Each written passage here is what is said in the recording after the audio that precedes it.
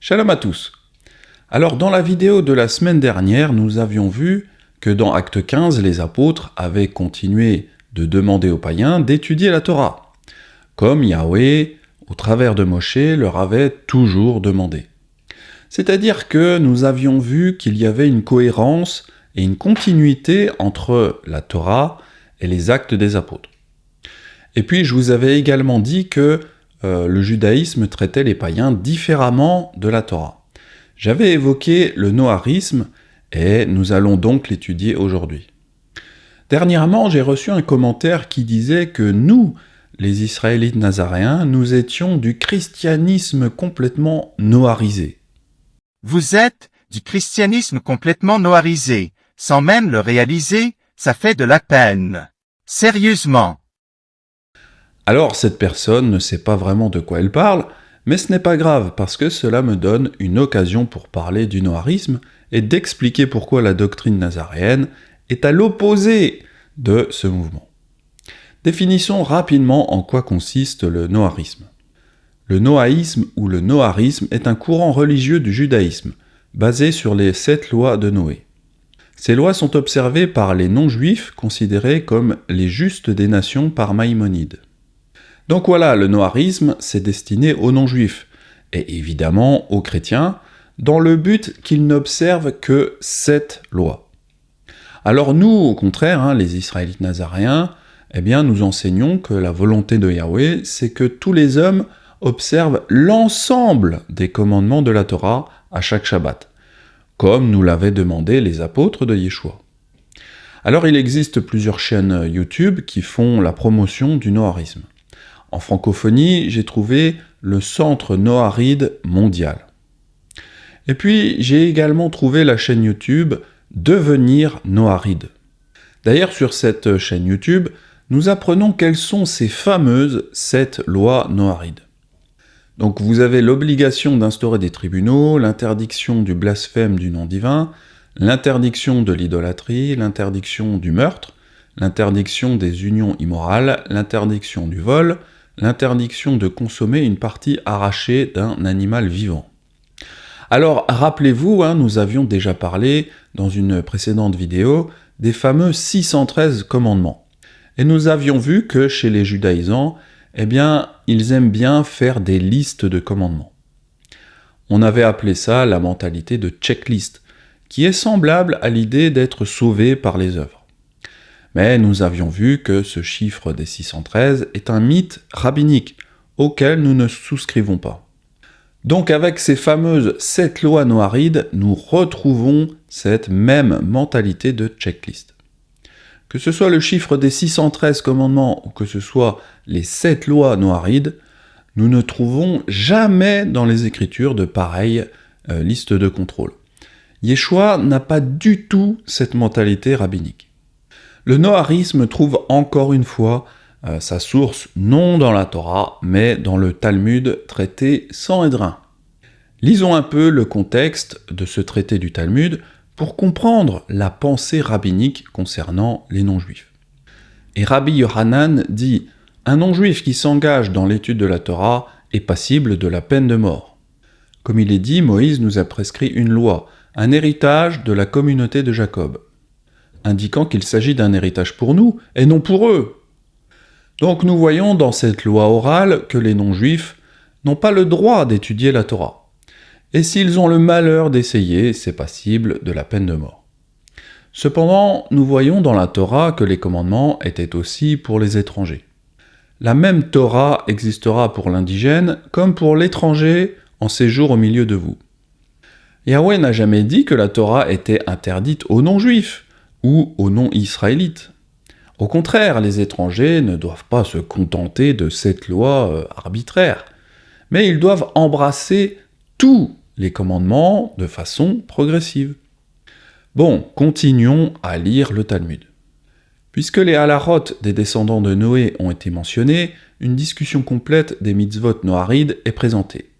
Les sages ont enseigné dans une baraïta, les descendants de Noé, c'est-à-dire toute l'humanité, ont reçu l'ordre d'observer cette mitzvot. La mitzvah d'établir des tribunaux de jugement et l'interdiction de bénir, c'est-à-dire de maudire le nom de Dieu.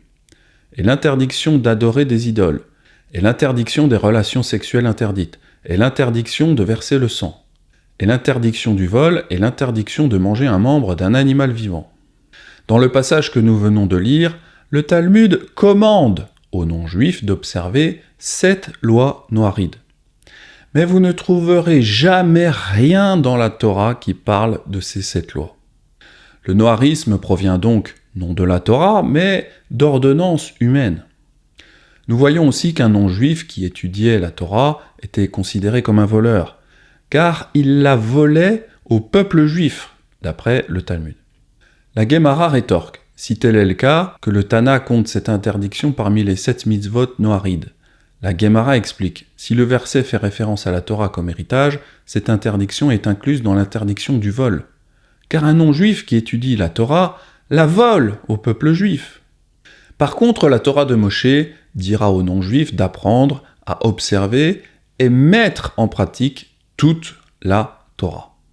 Tu rassembleras le peuple, les hommes, les femmes, les enfants et l'étranger qui sera dans tes portes, afin qu'ils t'entendent et afin qu'ils apprennent à craindre Yahweh votre Elohim, à observer et à mettre en pratique toutes les paroles de cette Torah. Nous voyons que la Torah contredit directement le Talmud, qui enseigne qu'un étranger n'a pas le droit d'étudier la Torah. Yahweh, au contraire, dit que la Torah doit être lue publiquement tous les 7 ans durant la fête des tabernacles. Les étrangers sont clairement invités à entendre et à mettre en pratique toutes les paroles de cette loi. Et pas uniquement cette loi noaride choisie de façon arbitraire par les sages du Talmud. Mais ce qu'il faut remarquer, c'est que ces 7 lois noarides s'articulent sur le principe que les non-juifs ne doivent pas accéder à la Torah. Lisons un autre passage qui montre que la Torah était destinée à être connue du monde entier. Vous les observerez et vous les mettrez en pratique, car ce sera là votre sagesse et votre intelligence aux yeux des peuples, qui entendront parler de toutes ces lois et qui diront « Cette grande nation est un peuple absolument sage et intelligent ». Quelle est en effet la grande nation qui est des dieux aussi proches que Yahweh notre Elohim l'est de nous, toutes les fois que nous l'invoquons? Et quelle est la grande nation qui est des lois et des ordonnances justes, comme toute cette Torah que je vous présente aujourd'hui? Nous comprenons dans ce passage que les peuples devaient voir la sagesse et l'intelligence d'Israël à travers les lois de la Torah. Il paraît donc évident que la Torah était destinée à être montrée et enseignée à toutes les nations du monde. Continuons la lecture du traité Sanhédrin 59a. La punition d'un non-juif qui étudie la Torah est comparable à celle de celui qui a des relations sexuelles avec une jeune femme fiancée, c'est-à-dire la lapidation. Bon, voilà, le Talmud menace encore les non-juifs qui voudraient, par malheur, connaître les commandements de leur Créateur. Le Talmud explique plus loin que l'observation des 7 lois noarides donne une grande considération aux non-juifs. Dans la Baraïta, il est question d'un non-juif qui étudie ces 7 mitzvot. C'est une mitzvah pour un non-juif d'étudier les halarot relatives aux 7 mitzvot noarides. Et lorsqu'il le fait, il est hautement considéré. Bon, ici on retrouve l'essence même du mouvement noaride. On encourage les non-juifs à étudier uniquement les 7 lois définies par la Baraïta. Alors la Baraïta, c'est un terme générique qui désigne une tradition orale juive non incorporée dans la Mishnah, c'est-à-dire dans le Talmud. Donc pour résumer, le Talmud nous montre que ce n'est ni Moshe ni Yahweh qui ont inventé le noarisme. Ce sont les sages. Ce sont donc, encore une fois, des commandements d'hommes. Donc comme je l'ai dit, la Baraïta, c'est une tradition orale, ce n'est pas une loi divine. Yeshua était en contradiction avec les rabbins, précisément parce qu'ils observaient leur tradition au profit des commandements divins. Il leur répondit, « Et vous, pourquoi transgressez-vous le commandement d'Élohim au profit de votre tradition ?» Dans le cas du noarisme, on est clairement dans ce cas de figure que dénonçait Yeshua. Le noarisme, c'est une tradition qui vient en contradiction du commandement d'Élohim de parler de la Torah aux non-juifs. Donc voilà pourquoi nous, les Israélites nazaréens, disciples de Yeshua, nous n'enseignons ni ne ferons jamais la promotion du noarisme. Cette doctrine est complètement anti-Torah, et anti-Yeshua, ce qui revient au même puisque Yeshua est la Torah vivante. Dans cette première partie, nous venons de voir que l'esprit derrière le noarisme, c'est de priver les non-juifs des commandements de la Torah, en leur donnant quelques miettes. Mais maintenant, nous allons voir qu'il y a un autre piège dans le noarisme. Car pour devenir noaride, il faut renoncer à Yeshua. C'est en quelque sorte un double piège. On perd à la fois l'observation des commandements de la Torah, et puis la foi en Yeshua. En gros, on perd tout ce qui fait de nous des élus. C'est ici la persévérance des saints qui gardent les commandements d'Élohim et la foi de Yeshua. Apocalypse ne dit pas qu'on doit garder les 7 lois noarides, non. C'est tous les commandements d'Élohim et puis la foi en Yeshua le Messie. Voyons donc ce deuxième piège plus en détail. Sur la chaîne YouTube Pour devenir noaride, il y a un rabbin très connu des chrétiens qui avait fait une vidéo.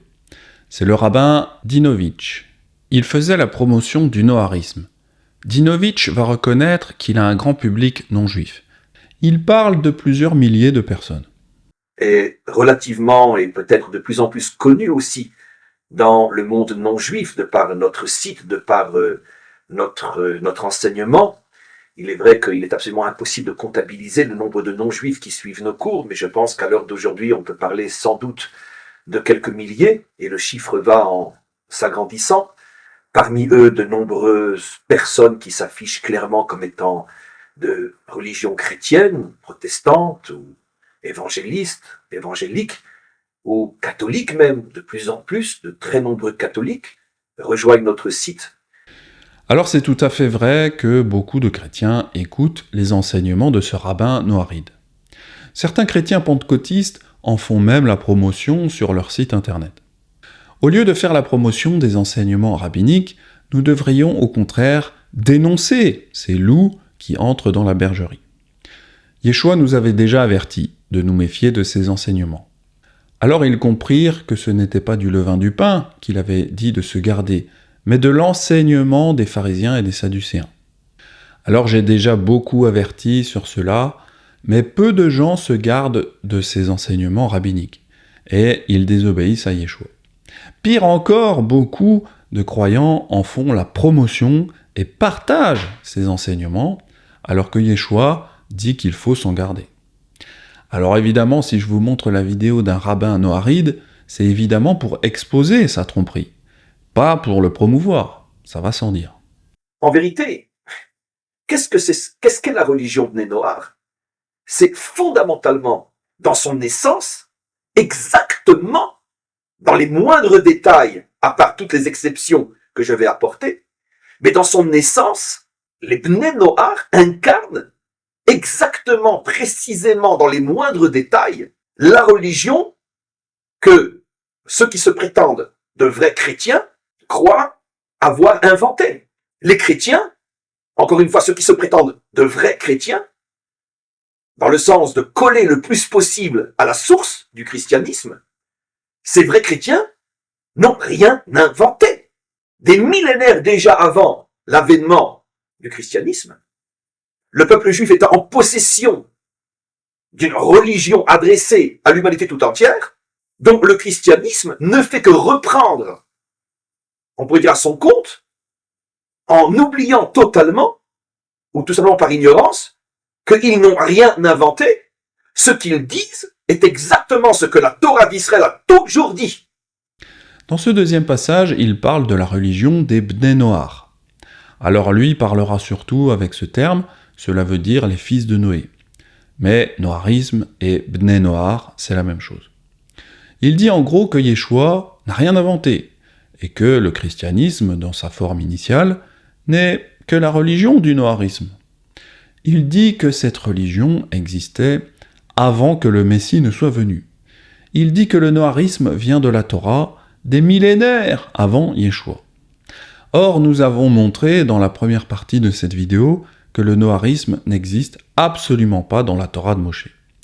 Nous n'en trouvons aucune trace nulle part. Mais nous en voyons la création dans la loi orale, ce qui est ensuite rapporté dans le Talmud. Il faut comprendre que pour les rabbins du judaïsme, la Torah écrite et la Torah orale sont une seule et même chose.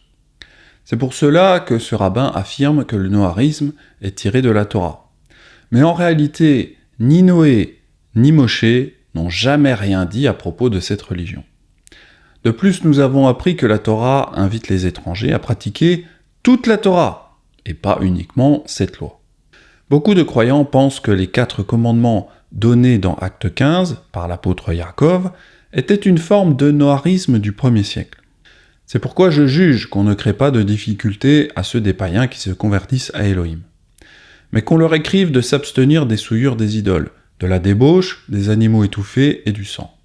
Car depuis bien des générations, Moshe a dans chaque ville des gens qui le prêchent, puisqu'on le lit tous les jours de Shabbat dans les synagogues.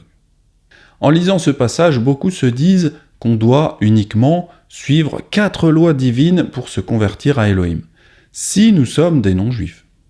En réalité, Yaakov dit que le reste des commandements devait être enseigné tous les jours de Shabbat dans les synagogues. Donc, les 4 commandements de base n'étaient qu'un minimum requis pour ne pas être vomis de la terre, donc de l'assemblée d'Israël.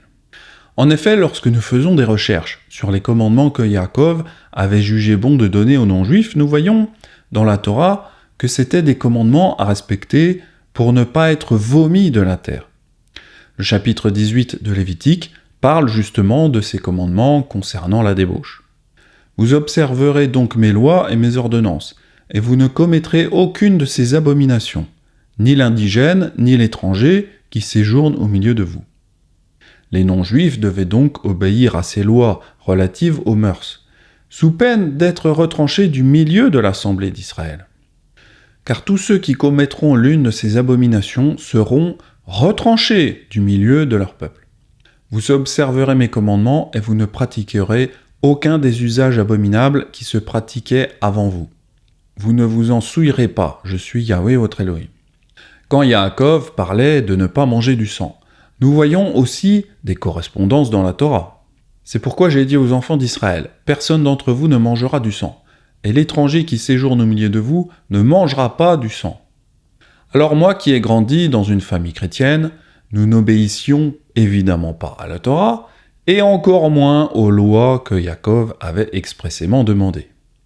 À la maison, on mangeait du porc, et on mangeait aussi du sang de porc avec le boudin noir. Les pasteurs chrétiens n'enseignent donc pas qu'il faut écouter les apôtres du Messie. Alors Yaakov n'a pas exigé l'observance de tous les commandements de la Torah d'un seul coup, parce que les païens devaient apprendre progressivement, en écoutant la Torah durant la lecture du Shabbat. Les païens sont greffés à Israël, mais pour ceux qui savent ce qu'est une greffe, pour que la connexion entre la branche et l'arbre se fasse, il faut attendre parfois assez longtemps. Le christianisme moderne est donc une branche greffée qui n'a pas voulu se connecter à l'arbre, qui est Israël. Ils ont rejeté complètement la Torah. En d'autres termes, la branche qui a été greffée n'a pas accepté la sève de l'arbre. Ça veut dire que cette branche, elle finira par s'assécher et par mourir, faute d'avoir de bonnes œuvres. Il en est ainsi de la foi. Si elle n'a pas les œuvres, elle est morte en elle-même. Yaakov demandera donc aux païens de se greffer petit à petit à la Torah d'Israël, car celle-ci était enseignée à chaque Shabbat. Car depuis bien des générations, Moshe a dans chaque ville des gens qui le prêchent, puisqu'on le lit tous les jours de Shabbat dans les synagogues. Quand Yaakov parle de la prédication de Moshe, il parle évidemment de la Torah et des prophètes qui étaient lus et enseignés chaque Shabbat. Il ne parle pas de cette loi noaride pour faire des païens des croyants de seconde zone. Bon, maintenant revenons à la vidéo de Dinovitch. Et ceci depuis des millénaires. Plus encore. Puisque nous appelons cette religion la religion des Bnei Noach, son origine même précède, d'une certaine manière, la naissance d'Israël et la Torah d'Israël. Si la religion du noarisme existait avant la Torah, alors Moshe en aurait parlé. Au contraire, Moshe semble enseigner à l'opposé de cette religion qui était déjà censée être présente à son époque. Dans Exode, par exemple, nous voyons que Yahweh inviter les étrangers à participer au repas de Pessah et à se faire circoncire. Si un étranger en séjour chez toi veut faire la Pâque de Yahweh, tout mâle de sa maison devra être circoncis. Alors il s'approchera pour la faire.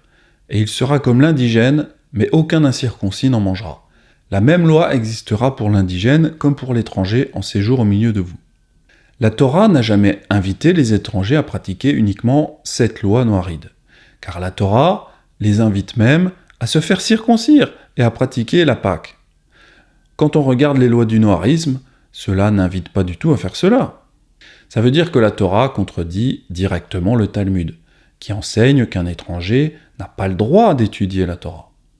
Yahweh, au contraire, dit que sa Torah doit être lue publiquement tous les 7 ans, durant la fête des tabernacles, et les étrangers sont clairement invités à entendre et à mettre en pratique toutes les paroles de cette Torah. Et donc, pas uniquement les 7 lois noirides. Tu rassembleras le peuple, les hommes, les femmes, les enfants, et l'étranger qui sera dans tes portes, afin qu'ils t'entendent, et afin qu'ils apprennent à craindre Yahweh votre Elohim, à observer et à mettre en pratique toutes les paroles de cette Torah. Donc Dinovitch fait en réalité le même travail que les évangélistes. Il demande que les chrétiens n'observent pas tous les commandements, mais uniquement cette loi. Les protestants font des choses semblables, car ils disent qu'il ne faut observer que les lois morales, et qu'il ne faut pas obéir à toutes les autres lois, comme les lois cérémonielles, du Shabbat ou des fêtes de Yahweh. Les chrétiens ne sont pas soumis aux lois cérémonielles. Dinovitz enseigne cette religion talmudique qui est humaine, et puis les chrétiens protestants suivent aussi uniquement quelques lois morales, mais ils reconnaissent que cette distinction est une construction humaine. Cette répartition de la loi juive en plusieurs catégories est une construction humaine. Cela nous montre que les rabbins ou les chrétiens suivent des règles humaines que Yahweh n'a jamais instaurées. Les chrétiens sont dans la rébellion au commandement, et les rabbins noarides sont dans la jalousie de partager leur héritage qui est la Torah. Nous les Nazaréens, nous ne faisons que suivre ce que Yahweh avait ordonné à Moshe. Et puis nous suivons également ce que disait Yeshua dans Matthieu 5, versets 17 à 19. Nous suivons évidemment l'avis des apôtres. Ils disaient que les non-juifs devaient venir entendre la Torah tous les Shabbats. De cette façon, nous voyons que la Bible a un message cohérent tout au long de l'histoire, à partir de Moshe jusqu'à Yeshua, et aussi au travers des apôtres, parce que c'est le même esprit divin qui est derrière. Mais l'esprit derrière Dinovitch et derrière les chrétiens anti-Torah, nous savons que ce n'est pas l'esprit de Yahweh. Continuons à écouter Dinovitch. Il y a 2 points fondamentaux qui font que le chrétien, même le plus authentique possible, ne peut pas être un Ben Noar, et qui font que le Ben Noar est d'une certaine manière une véritable réponse à l'erreur fondamentale commise par le christianisme, aussi authentique soit-il. Et j'explique. Alors évidemment, il aborde les points pour lesquels un chrétien ne pourra jamais être un Bnei Noar. Le premier, c'est évidemment que Yeshua est le Messie. C'est de prendre conscience des 2 éléments qui ont perverti le christianisme dès sa naissance et de faire teshuva, de vous repentir sur ces 2 erreurs fondamentales. Il n'y a pas de Messie qui est venu il y a 2000 ans. Je trouve ça assez drôle d'une certaine façon, car il dit que les Bnei Noar et chrétiens, c'est la même chose, et puis il dit que leurs 2 mains sont ouvertes. Par contre, les chrétiens doivent renoncer au fait de croire que Yeshua est le Messie. Vous voulez, main dans la main, avancer avec nous? Mais ça fait des millénaires que nos 2 mains sont ouvertes et on vous demande d'avancer avec nous. Donc ce serait plutôt une main ouverte et dans l'autre main, il y aurait un couteau. C'est ça, être Bnei Noar. Tout ce que vous dites est déjà inscrit dans nos livres et déjà transmis dans notre tradition. Bon, ici au moins, il reconnaît que la religion des Bnei Noar est inscrite dans leurs livres et dans leur tradition. Il parle évidemment du Talmud, qui est la tradition orale qui a été mise par écrit. Supposons que se lève un juif. Supposons que se lève un juif. Alors là, il commence son long plaidoyer pour renverser Yeshua. Un juif qui a du charisme, qui a des connaissances, qui a une force réelle, évidente. Alors il commence quand même par passer la pommade, il va faire quelques flatteries concernant Yeshua. Charisme, connaissance, etc. Qu'il se lève lui et ses élèves et qu'il décide d'apporter un message enraciné dans une source juive, qu'il décide de l'apporter aux nations pour les sortir de leur paganisme, de leur idolâtrie, de leur barbarie, pour préparer le monde à l'avènement du dévoilement du Dieu un. Supposons que ça se produise. Remarquez qu'il est toujours dans la supposition. Il a du mal à reconnaître que tout ça est vrai. Et que cet homme réussisse. Il a une mentalité, un tempérament qui fait qu'il a accès, on pourrait dire, à la mentalité des nations. Il sait comment leur parler, il sait comment arriver à leur cœur et à leur âme. Et supposons que cet homme-là, fidèle au message qu'il veut transmettre, il y a Israël et je vous apporte son rayonnement. Supposons que cet homme-là réussisse. Pourquoi en faire pour autant un Messie? Et qu'est-ce qui change si c'est pas un Messie? Qu'est-ce qui change si ce n'est pas un Messie? Alors on pourrait lui rétorquer que qu'est-ce que ça change pour eux si c'est vraiment le Messie? Le travail sera-t-il moins grand, moins fort? La réussite sera-t-elle moins grande? Pourquoi en faire un Messie? Vu que pour nous ça ne devra être qu'un léger détail, pourquoi ça les embête tellement qu'il soit le Messie? Alors il ne veut pas en parler, mais il le mentionne quand même, la divinité de Yeshua. Je ne parle même pas, parce que je ne veux pas descendre à ce niveau-là, et vous savez qu'à ce niveau-là, il n'y a pas de discussion possible. Je ne veux même pas arriver à la question, et pourquoi en faire le Fils de Dieu ou Dieu lui-même? Parce que je ne descendrai pas à ce niveau-là. C'est même pas un truc dont ils peuvent vraiment discuter. Bon, après pour ça, je suis assez d'accord avec lui, parce que quand j'avais fait l'enseignement sur la divinité de Yeshua, justement, eh bien nous avions vu, dans plusieurs versets, que seul l'Esprit Saint pouvait donner cette révélation que Yeshua est l'incarnation de Yahweh. Donc, essayer de prouver cette vérité avec la chair et le sang, c'est-à-dire de manière intellectuelle, cela ne sert à rien. Shimon Kefa répondit « Tu es le Messie, le fils de l'Élohim vivant. » Yeshua, reprenant la parole, lui dit « Tu es heureux, Shimon, fils de Jonas, car ce ne sont pas la chair et le sang qui t'ont révélé cela, mais c'est mon Père qui est dans les cieux. » Tinovitch, par contre, n'a pas l'esprit du Père. Et donc, il voit cette idée du Messie comme quelque chose de malsain. Mais derrière le concept de Messie, et encore une fois, je ne fais même pas allusion à tout ce que l'on met dans ce Messie-là, Dieu, Fils de Dieu, et encore une fois, excusez-moi, mais il n'y a pas de discussion possible à ce niveau-là. Mais restons au niveau du Messie lui-même. Qu'est-ce qui se cache de malsain derrière cela? Ici, le rabbin nous explique ce qui le dérange dans le concept du Messie. C'est que, encore une fois, le concept de Messie sous-entend, on vient de terminer quelque chose qui devient maintenant du fini, donc qui va rentrer dans le passé, et maintenant on débute quelque chose de nouveau, parce que c'est ça, véritablement, la traduction et le sens du mot Messie. Fin d'un cycle et avènement d'un nouveau. Alors Yeshua est effectivement venu apporter un nouveau sacerdoce, celui de Melchisédek. Il est venu dire aux rabbins de ne plus s'appuyer sur leur tradition, de ne plus s'appuyer sur des commandements d'hommes. Il leur répondit « Et vous, pourquoi transgressez-vous le commandement d'Élohim au profit de votre tradition ?» C'est en vain qu'ils m'honorent en enseignant des préceptes qui sont des commandements d'hommes. Une question qu'on pourrait se poser, c'est est-ce que les Juifs ont obéi à Yeshua? Est-ce que les Juifs ont renoncé à leur tradition ou à leur loi orale? La réponse est non. sauf évidemment pour les apôtres qui étaient tous juifs.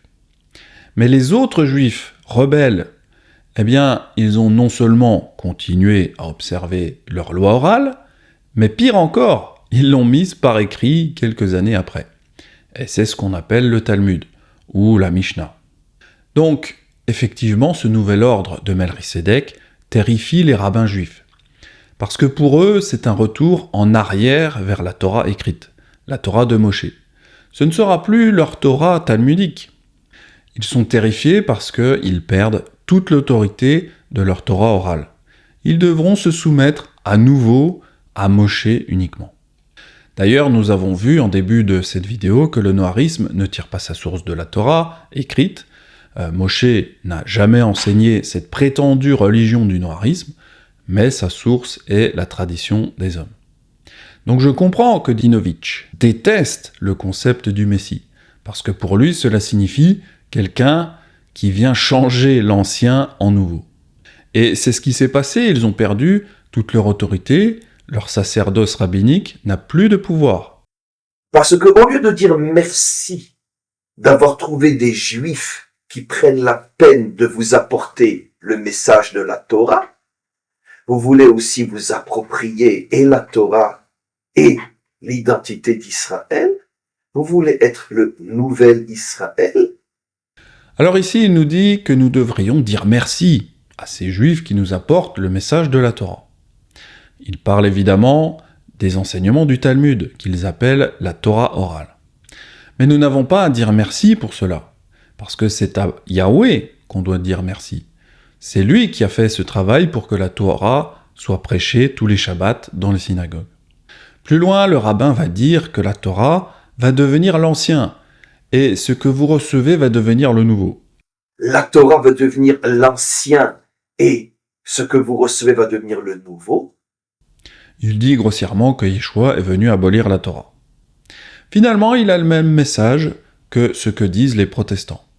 En réalité, Yeshua a fait tout le contraire. Il a dit aux rabbins de l'époque qu'ils devaient revenir à l'ancienne Torah écrite et de ne plus observer leur nouvelle Torah orale basée sur leur tradition. Il leur répondit « Et vous, pourquoi transgressez-vous le commandement d'Élohim au profit de votre tradition ?» C'est en vain qu'il m'honore en enseignant des préceptes qui sont des commandements d'hommes. Yeshua est en effet un Messie qui a voulu revenir à la Torah écrite initiale, parce que les rabbins avaient changé les commandements divins en commandements d'hommes. Seulement, même si Yeshua est un nouveau Messie, on doit préciser qu'il a fait du nouveau avec de l'ancien. Parce que la Torah qu'il avait lui-même donnée à Moshe n'avait pas besoin d'être changée. Vous savez, Yahweh n'a pas besoin de faire des mises à jour. Yahweh, c'est pas comme une entreprise. Yahweh n'a pas besoin de sortir des nouveautés, il n'a pas besoin de sortir un nouvel iPhone ou de sortir un nouveau modèle de voiture. La Torah donnée à Moshe était déjà le summum de la perfection. Elle n'avait pas besoin d'être modifiée par les traditions des rabbins. Alors ensuite, il va dire une dinguerie. Il dit que l'inspiration source, c'est Israël. Israël étant éternel et inchangeable et irremplaçable. Il y a une inspiration source qui est Israël. Cette inspiration source est éternelle et inchangeable et irremplaçable. Et sur cette inspiration se greffent quantité d'autres. Vous voyez, c'est sûrement la déclaration qui trahit toute la doctrine rabbinique. Il utilise le mot inspiration. L'inspiration, c'est le souffle, la roar. Cette source n'est certainement pas en provenance d'Israël. Le souffle vient de Yahweh. Mais c'est là sa faille. Il met sa foi dans l'homme, dans la créature, et non dans le Créateur. C'est précisément là-dessus que Yeshua les avait repris, car il s'appuyait sur les commandements d'hommes, et pas sur les commandements divins. Comment peut-il dire que les hommes sont éternels, inchangeables et irremplaçables ? Israël n'est pas cela. C'est Yahweh qui est éternel et inchangeable. Yahweh est roi, éternellement et à jamais. Car je suis Yahweh, je ne change pas.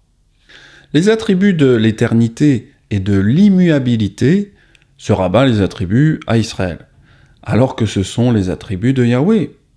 Non mais franchement, Il faut vraiment avoir un de ces melons pour pouvoir dire que nous sommes Israël, nous sommes éternels et inchangeables. Si nous lisons les Écritures, il n'y a rien de plus faux.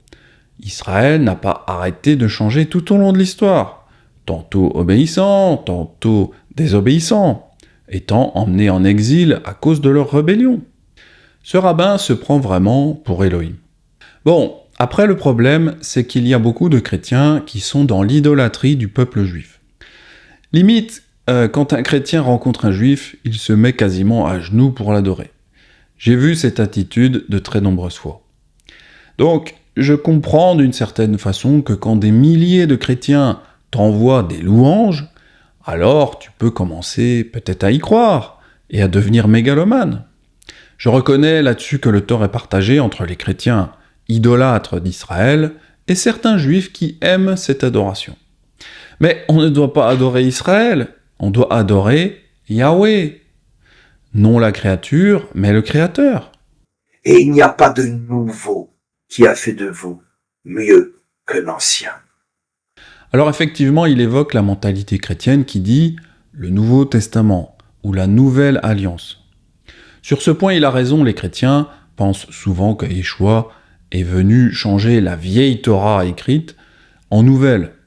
En réalité, nous avions déjà montré que l'alliance renouvelée ne date pas de Yeshua, mais que c'est Moshe qui avait reçu cette deuxième alliance.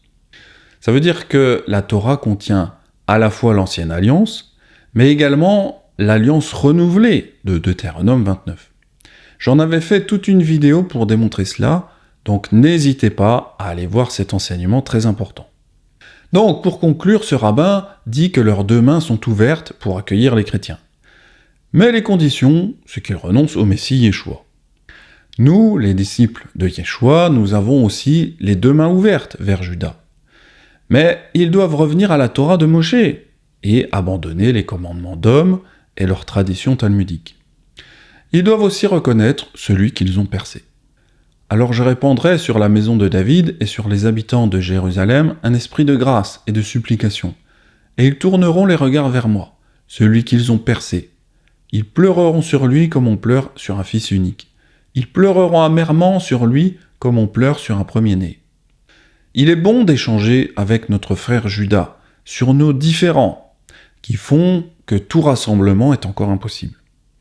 Nous savons cependant que ce rassemblement va arriver dans le futur. Ainsi parle Adonai Yahweh. Voici, je prendrai le bois de Yosef, qui est dans la main d'Éphraïm, et les tribus d'Israël qui lui sont associées. Je les joindrai au bois de Juda, et j'en formerai un seul bois, en sorte qu'il ne soit qu'un dans ma main. Dans l'avenir, Juda devra reconnaître que les chrétiens sont leurs frères d'Éphraïm, qui se sont dispersés dans les nations, devenant des étrangers. Alors évidemment, nous n'accepterons jamais de devenir des Bnei Noach, de souscrire à cette religion de seconde zone que la Torah de Moshe contredit. Nous n'accepterons jamais les commandements d'hommes et la loi orale du Talmud.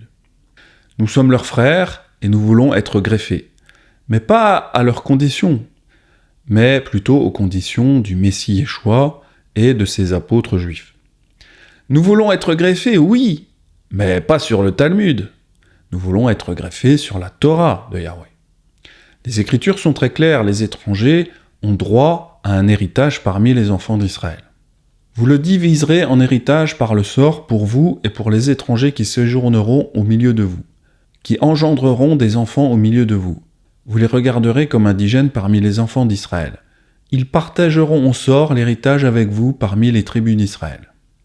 On ne se contentera certainement pas des miettes de la Torah avec ces 7 lois noarides. Que ce soit bien clair entre Juda et Éphraïm. Donc voilà, pour conclure cette petite étude, nous ne sommes pas noarido compatibles, loin de là. Nous y sommes totalement opposés. Donc attention à ces loups qui veulent vous vendre cette fausse religion du noarisme. Il n'y a rien de plus anti-biblique que cette arnaque spirituelle. Je vous dis à très vite pour de futurs enseignements nazaréens, si Yahweh me le permet. C'était Benjamin, shalom à tous.